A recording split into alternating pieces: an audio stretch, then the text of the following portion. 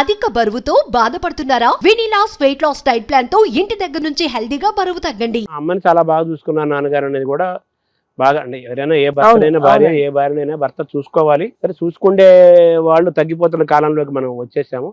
అయినప్పటికీ ఆ జనరేషన్ వాళ్ళు భార్యాభర్త మధ్య గొప్ప అనుబంధము ఉంటుంది. సో అమ్మ వెళ్ళిపోయిన తర్వాత నాన్నగారు డల్ అయ్యారా? ఎలాగా అది? కొంచెం క్వైట్ అయ్యారండి.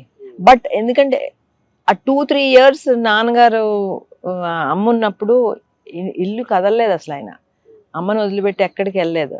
ఆ ఈవినింగ్ రవీంద్రబాద్లో సమ్వేర్ ఆ ఫంక్షన్ గెస్ట్ గా వెళ్ళి, బికాస్ ఆ మాత్రం కూడా బయటకు వెళ్ళకపోతే ఆయనకి వేరే ఊరు తగ్గించారు. వేరే ఊర్లు, వేరే హైదరాబాద్ వదిలిపెట్టి వెళ్ళలేదు ఎక్కడికి. తర్వాత నాన్నగారికి ఇది క్యాన్సర్ అనేది అటాక్ అయిందని తెలిసిన తర్వాత ఫస్ట్ ఆయన రియాక్షన్ ఏంటి మేడం? ఫస్ట్ ఆఫ్ ఆల్ ముందే ఆయన జోకులు వేస్తుంటారు కదా, కేర్ హాస్పిటల్ నుంచి అపోలో హాస్పిటల్కి సిటీ స్కాన్, పెట్ స్కాన్ తీసుకోడానికి అక్కడికి తీసుకెళ్తున్నారు.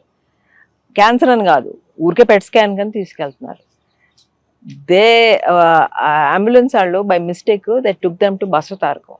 That is noted for cancer. Cancer. So అక్కడికి వచ్చి వీళ్ళు డిసైడ్ అయిపోయారు నా క్యాన్సర్ అని. అక్కడ తీసుకెళ్ళిపోయారు నన్ను అన్నారు. ఒక నవ్వు. మాకేమో భయం, వాట్ మేమేం వింటామని చెప్పి ఆయనేమో అలా జోకులు వేసుకుంటూ దిగారు అక్కడ. ఆ తర్వాత పెట్ స్కాన్ వచ్చింది, చెప్పారు మాకు. యాక్చువల్లీ మా అమ్మాయి ఫ్రెండ్ పెళ్ళికి దుబాయ్లో ఏదో జరుగుతుంటే వెళ్ళాల్సింది.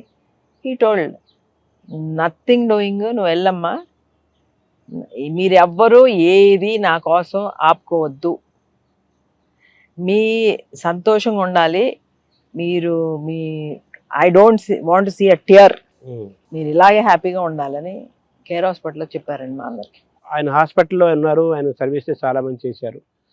మీరు ప్రారంభంలో బిగినింగ్లో చెప్పారు నాన్నగారికి కృతజ్ఞత చాలా ఎక్కువ, మూలాలు మనకి ఎప్పుడు మర్చిపోకూడదు నాన్నగారు చెప్తుంటారు. ఆయన అలాగే ఉండేవారు. ఆయన సర్వీస్ చేసిన వాళ్ళందరికీ కూడా ఆయన చాలా అద్భుతంగా చూసుకున్నారట కదా, అది ఏంటి మేడం? అది అవునండి. ఎందుకంటే సర్జరీ, కిమ్స్లో సర్జరీ అయినాక ఆయనకి మాకు తెలిసింది అక్టోబర్లోనే తెలిసింది ఆయన క్యాన్సర్ అని.